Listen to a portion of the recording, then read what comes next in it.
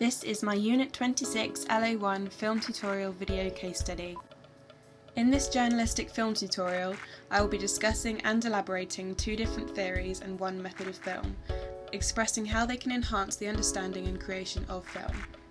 My chosen two theories are feminism and psychoanalysis, and my chosen method of film is genre analysis. Feminism. This is the dictionary definition of feminism. Feminism is a collection of movements and ideologies aimed at defining, establishing and defending equal political, economic and social rights for women. In today's society, it's the majority demographic of straight white guys between the ages of 20 to 50 that usually roll their eyes at the word of feminism. They see feminism as a statement of belittling men and putting women first, like that they're better than men, but it's actually not. Because most of them don't actually realise the true term, being a feminist is a supporter of rights of the equality of men and women.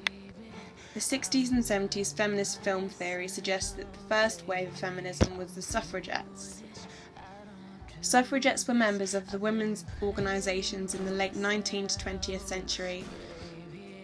These groups advocated the extension of the franchise to the women. It particularly refers to the militants in Great Britain, such as members of the Women's Social and Political Union. The second wave of feminism was 60s, 70s activists and the development of women's studies and education, particularly when women did men's jobs and when the men were away and they realised they could do it. In the US, early 70s, a lot of sociological theories focused on the function of female characters in particular film narratives. Disney films' female characters were docile and passive, waiting for the prince to come and rescue them, juxtaposed to modern film productions like Tangled, where the main female characters are the heroes. Female characters in film, whether they are cartoon or live film, perpetuate a message to young girls in the terms of the way they should act and the way they should be portrayed and presented. And this is definitely active for body image as well, as there is a certain body type of women in films which ingrains a certain idea of what pretty means, such as the long, thick, beautiful hair and the ridiculously tiny waists in Disney films. Now, these are constructed characters, yes, however the target audience for these Disney films do not understand that the characters have been constructed for the film. They just see the characters as they are and aspire to be them. The male gaze feminist theory in a film, the audience are invited to see the world through the heterosexual views. In classic Hollywood, we see a film that only suits white, straight men, and we take pleasure in it if we agree with the male views. You are encouraged to see the world in that way, and you aren't a feminist if you like watching these films. Between 1920 and 1950, in a lot of Hollywood films, the female character would be renowned to lie back and give herself to the strong male characters, and passive audiences are said to agree with it. This is also to elaborate the male gaze theory. Patriarchal society. A patriarchal society is a social system in which the male gender is the primary authority figure. Central roles in society would be taken up by men, such as high-ranking police officers, military jobs, and doctors. Matriarchal society. Matriarchal societies have the same ideology but in an opposite way, as women would be classed as the breadwinner of the family with a higher status than men. The feminist film theory explores films and how directors use structure and mechanisms of cinema to depict the extent of which women are shown as less dominant. My chosen film to express the feminist film theory is 50 Shades of Grey. This is a great example of where the female character, Anastasia Steele, is presented with a much lower status on the hierarchy than the strong, successful man, Christian Grey. She works part-time at a hardware store and studies at university. Meanwhile, he is a multi-billionaire entrepreneur with many attractive young blonde ladies working for him. This film sets a stereotype for a patriarchal society by presenting the male character as a higher status class than the female. As the story unfolds its erotic nature, the objectifying sexual fantasies of Christian Grey are brought to life. He demands her a contract that she must sign in order for them to continue their fling, which has a strict set of rules for her to adhere to. These include sleeping patterns, eating patterns, schedule of communication, and an exercise routine for her. Now, to begin with, Anna reacts in a way most girls would, by disagreeing with his request, but as the movie progresses, she becomes passive and docile and allows Christian to dominate her, and it is realised she actually enjoys it. Now, this is an ideology which can be presented for by society and the old-fashioned male dominancy presented in this film. It demeans and belittles women's freedom of success, decisiveness, central roles in society, and sexual objectification. Christian Metz said the viewing of film was only possible through, now I'm not really sure how to pronounce this, but scopophilia, which is the pleasure from looking, and it's related to voyeurism, which is best exemplified in silent film because you can only watch what you see, no music or dialogue will influence your opinion on the film. Now, this is amplified within 50 Shades of Grey, as the premiere of this film was much anticipated just for its erotic nature, and to be able to see this on a screen at the cinema is a huge step for today's film society, and caused a lot of controversy whether it was morally correct to show this on the big screen. Now, Laura Mulvey went even further and said that the female spectator is forced to agree with the male viewpoint to be able to actually enjoy it. This is detailed in her essay Visual Pleasure and Narrative Cinema 1973.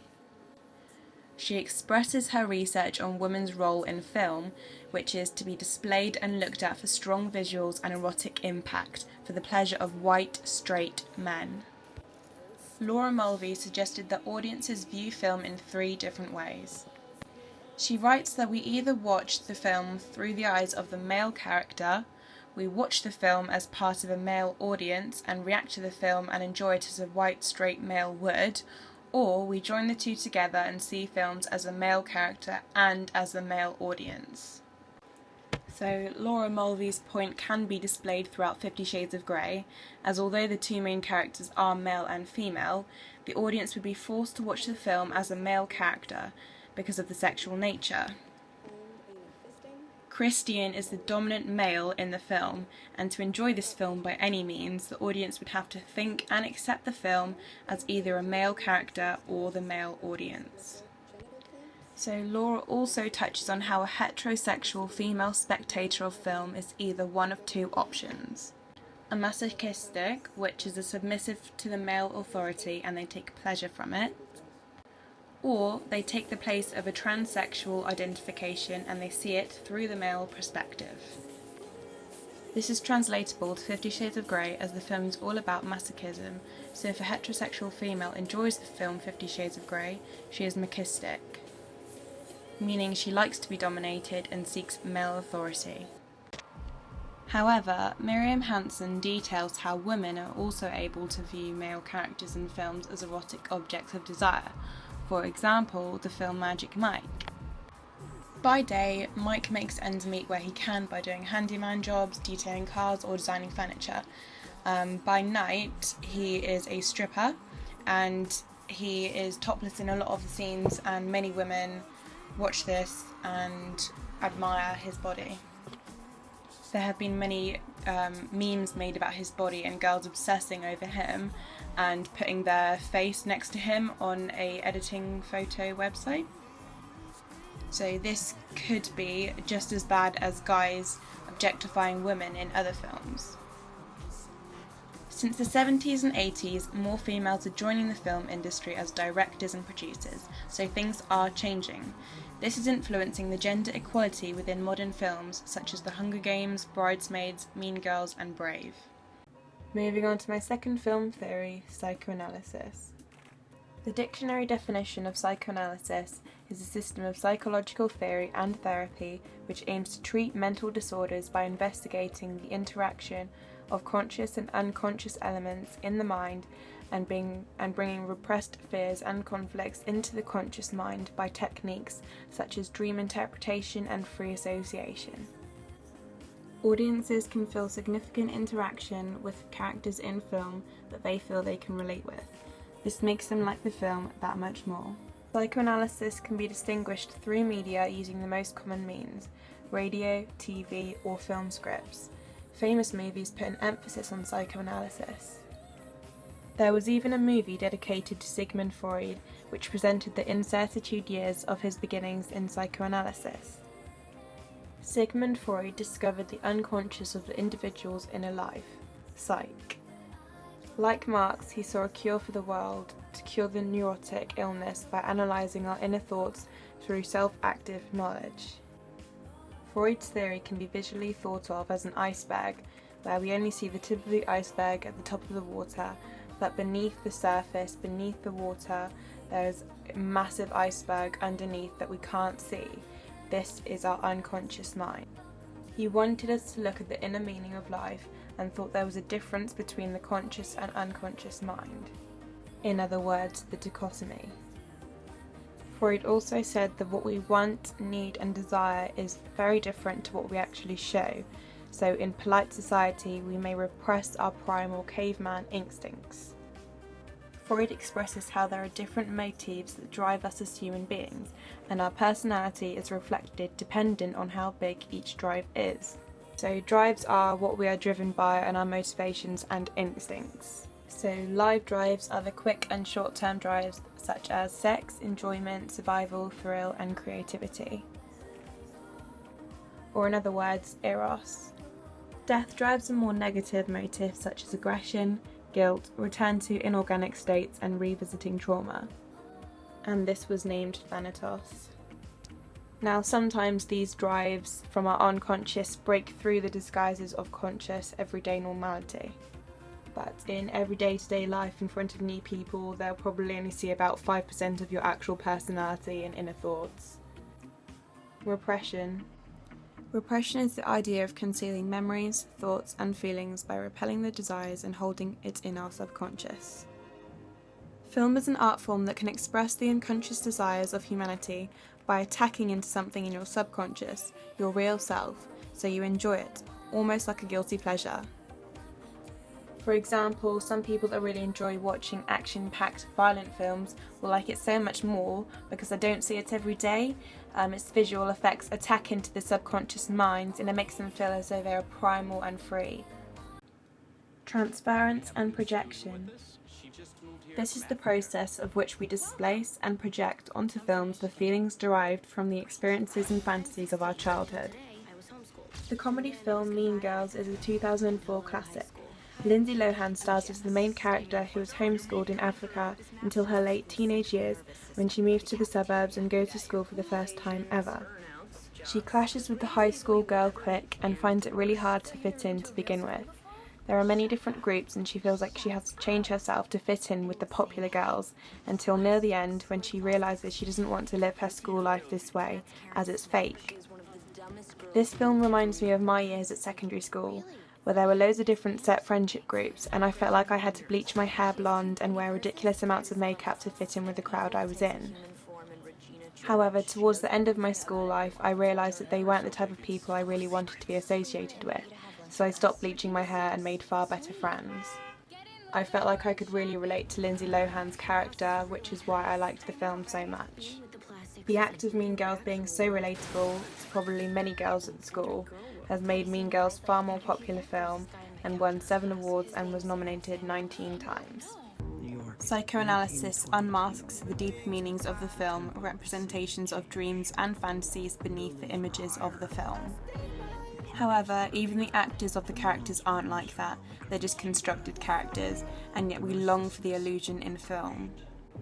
Freud explains we long for completeness and we identify through the images of film and see icons and characters that we aspire to be, so we project ourselves into their position. In films we seek the things that we lack in our real lives, such as The Great Gatsby. We long for his wealth and we enjoy the movie because we see things that we don't necessarily have in our lives. Freud said there were 3 parts to us. He said there was the ID, which is the primal self. It's the part of you that's impulsive and childlike and wants instant pleasure for gratification, whether it be sex or violence. It's the caveman side of you. He also said that there was the ego, which is the moderator, which is the realistic part of you that mediates in between the ID and the superego. And of course the superego, which is the parental and critical and moralizing role which saves you from acting out and going for your ID, which is the primal self. So as I said, the ego is the one in between the two, and it's the one where most people see is in between ID and superego. The film Yes Man has themes of psychoanalysis and touches on where Freud said where we have the ID, ego and superego, as he transforms from a lazy, ID-dominated man who wants immediate pleasure and doesn't want to give anything back to the world, to the superego man who takes every opportunity to help other people and to make the world a better, happier and livelier place. So the psychoanalytic film theory suggests that even simple films have psychoanalysis themes in. Films often reveal the deeper meanings of our society. Psychoanalysis unmasks the deeper meanings of the film, representations of dreams and fantasies beneath the images of the film. Moving on to my method of film, genre analysis. Genre analysis looks into the set structures and stereotypes for specific genres of films, and the way the film's characteristics make up and conform to the genre. The structure of a romance movie generally starts with boy meets girl, they begin to have feelings for each other and a problem occurs, they fight and break up, and then there's a restoration of equilibrium and they get back together and live happily ever after. If a romance movie has this general structure, then it's conforming to its genre. For example, Love Actually is a classic romance film expressing multiple views on love and captures different types of people and represents how love and passion can affect everyone's lives. This film suggests love is all around us and we need it to complete us. Love Actually shows a multitude of similar anecdotes with the same underlying meaning, conforming to its genre. Some films subvert their genre and play with the stereotype of the genre. Usually smaller film companies or less publicly viewed films can challenge their representation and can take a bit more risks with their genre. However, 50 Shades of Grey challenges that statement as it has definitely subverted its genre in the public eye. For example, 50 Shades of Grey is a romance film, but it's not like any other romance films out there. It is subverted and played with its genre by being on another level of explicit. Before this hit the big screen earlier this year, there weren't any other big films out there that expressed this amount of sexual content within the romance movie, hence the moral panic this film caused due to its extent of on-screen erotica. So 50 Shades of Grey is actually a romance movie, but there isn't actually any real love between both parties, as Mr. Grey finds it difficult to love. This alone challenges the romantic genre. Films can get samey and tedious if they follow their generalised genre structure, which is why some film companies are now being more unique and original when it comes to structuring their film, and are leading towards subverting to their genre. To conclude, there are many different film theories out there such as auteur theory, structuralism, semiotics, feminism, Marxism, psychoanalysis and queer theory. I have comprehensively explained an in-depth analysis of feminism theory and psychoanalysis in film. There are also many methods of film which emphasise the way we see film, such as genre, content and narrative analysis, and reception and fan study. I've expressed how genre analysis can have an impact on the way we view film. So, to summarise feminism, the cultural expectations, gender roles in society that play in film are evolving. These changes are being made through more females coming into the film industry as directors and editors, and are changing the ways females are viewed and presented through film. Psychoanalysis is the way we view ourselves in constructed characters in film. We put ourselves in their position as if we either aspire to be them or if we have experienced similar events to them in our lives. These connections make us enjoy these films on another level. Genre analysis is about the structure of genres. For example, romance films have a structure of boy meets girl, a problem occurs, but in the end they live happily ever after. The structure of horror movies are generally a young group of teens that go on an adventure, they wander off into a strange place that they shouldn't, bad things happen, and there's usually a moral to the story. So if films of these genres have these set structures, they are conforming to their genre, and if they change up their structure and be more original, they are subverting their genre. Thank you for listening to my Unit 26 LO1 Film Tutorial Video Case Study.